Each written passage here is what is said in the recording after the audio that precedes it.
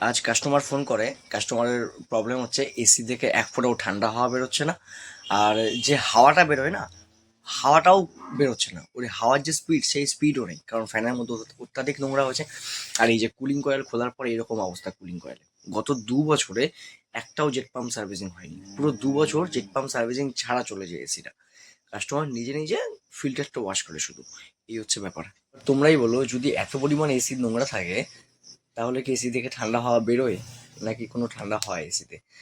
আমি জ্যাকেট পরিয়ে সার্ভিসিং ভালো করে করি, এত পরিমাণ কালো নোংরা জল বেরিয়েছে না, নিচে পুরো একদম ভর্তি হয়ে গেছে।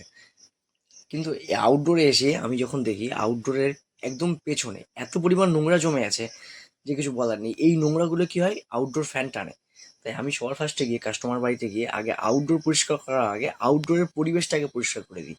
সবশেষে এসি খুব পারফেক্ট কুলিং করছে, আর কাস্টমারও খুশি, আর কাস্টমার খুশি হলে আমরাও খুশি।